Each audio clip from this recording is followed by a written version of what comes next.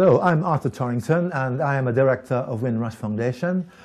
And today we are talking to a very important person, Nzinga, and just tell us about yourself. Okay, so I'm Nzinga. I'm a dental hygienist and dental therapist. I originally was actually a dental nurse. I studied dental hygiene and therapy in Portsmouth at the dental school there, which took me 3 years to qualify.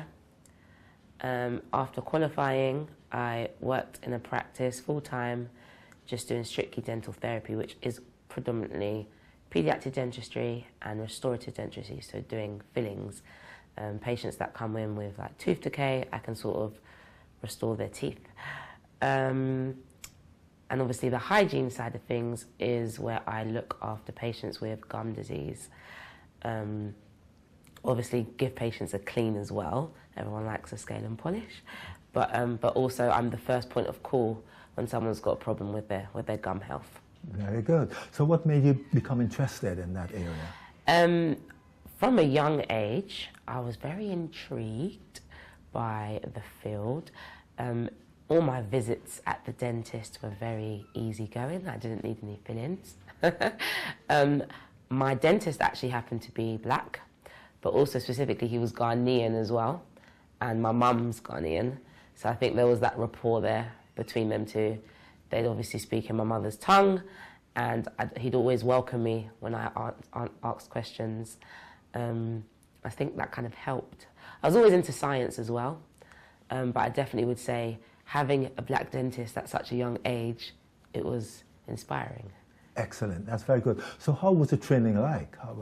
The training was very, very strict. Dental school was, I mean, compared to most people that finish like their sort of A-levels and go to study a degree, it was different in the sense that we were very much segregated. All of our lectures, our lessons, our clinical hours were all done in the same building. So there was an opportunity to like mix with other students that were studying at the university as well. It's a very sort of disciplined sort of field as well, because obviously as much as we are healthcare professionals, like a lot like doctors and nurses, it's actually very clinical and we work in surgery.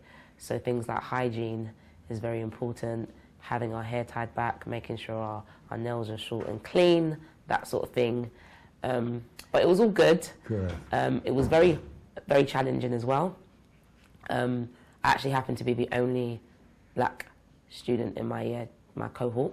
Mm-hmm. And there was about 25 of us, and I was the only black person. Only black person.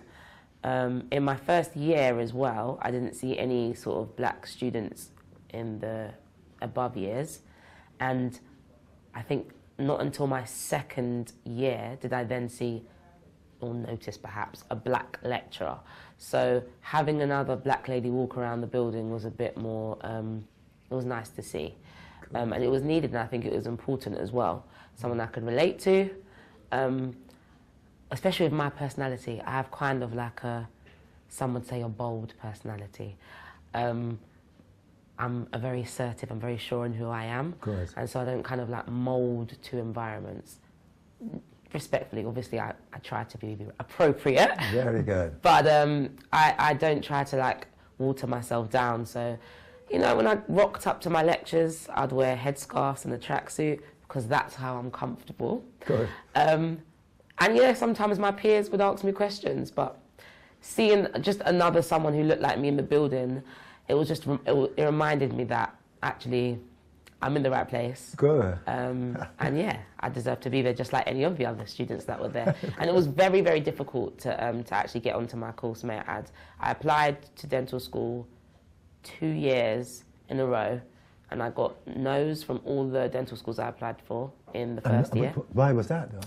Well, it's just simply very competitive. There's about thousands of applicants each year. And then after you get accepted, your application gets accepted, you then have to go for an interview stage.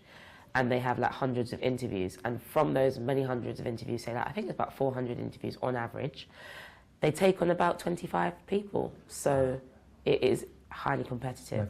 So if a young person, in those days, wanted to take up what you have studied, I mean, what kind of what kind of subjects do they need? So it's a science-based subject. So naturally, a good candidate would be someone who's interested in science. So I studied biology, chemistry, and physics at A-level as a double applied A-level sort of course. I'm not sure if they still do that now, but ideally someone with a science-based background, someone who's and into A-levels science. for all those three? Or? A-levels, yeah. Very good. Yeah. I think also as well, what people don't often say is I think having another subject that's kind of like creative can also help you, whether it's physical arts, so like your performing arts, or like your visual arts. I think those sort of other components that you don't naturally think of when you think of dentistry are very, very useful, I found, when studying. I found those people that have got an artistic background, they really did well when it came to like doing fillings on clinic, and the tutors were often impressed by their work. I struggled a little, but I got there. But also I think where I used to do things, I studied theatre studies as well, which is a performing arts subject.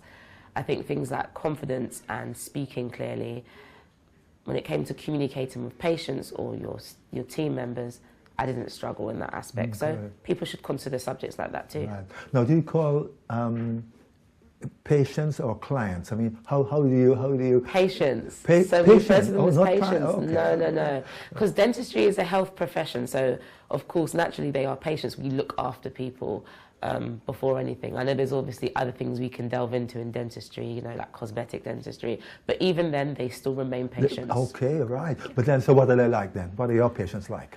Well, some of the practices I work at 4 practices, so I'm quite busy, I'm quite all over London. One particular practice I work at is a black-owned practice. Been there for about just over a year. Actually, it's coming up for 2 years now. I love it there.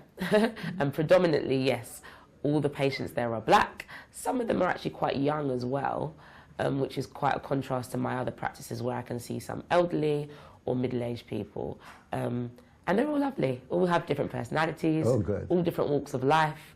But yeah, the patients are what makes the practice, and yeah.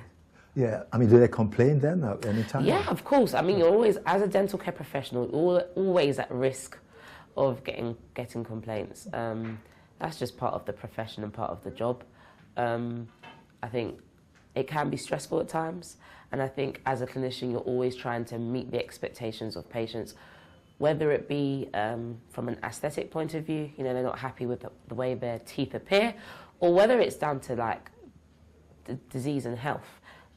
Patients come in with bleeding gums, they want it all gone in one day, and that's not possible. So it's having to explain to people and break things down so they can leave feeling empowered, and they have a bit more knowledge than when they arrived, and then we can work together to kind of conquer the problems together.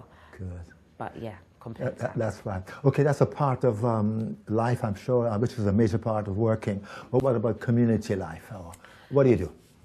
So in terms of community, I think where my time has been taken so much from studying, I am a bit, I think I've got a bit more plans to get involved in the community. However, I have signed up recently to a social or a society called Budding Black Dentists, and basically what that involves is the black people within the dental field, because there's not many of us, is networking and reaching out to one another and becoming available to those that may be interested in studying dentistry in all aspects. So whether it's a dental nurse, because there's different roles in dentistry, a dentist, a dental therapist, a dental hygienist, a dental technician.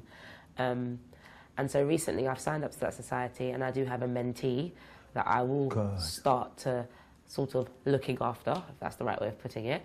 But I think with doing this mentorship program, there will be benefits for myself as well, where the student has just, I think my mentee is in their final year, about to start their final year in dental school. there'll be things she can also teach me and keep me up to date with.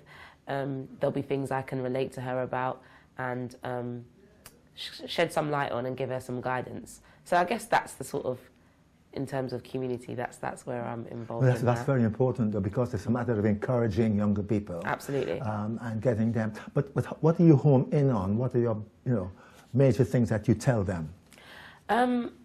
Well, like I said, my personality is quite bold, and that doesn't mean everybody else's, but I think my mentee as well, she's slightly more reserved.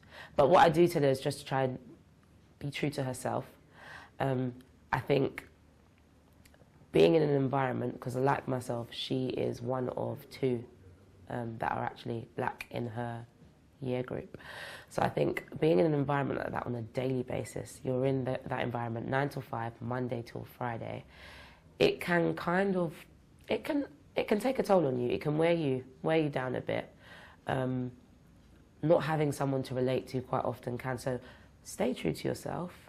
Remember how difficult it was to get onto the course in the first place, and remember why you gravitated to that, because dentistry is kind of a unique field. So why was it that you were drawn to it?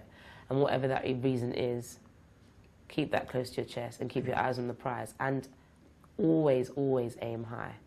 Always try your best. Excellent. Yeah, I don't ever feel like it's impossible. It's not. Great. Well, thank you very much, Nzinga. That's great to have to talk to you. It's an inspirational approach that you have, helping younger people to move on. Absolutely. So again, I hope that we can have you back another time, but you've been good. Thanks a lot. Thank you. Thanks for having me. Okay.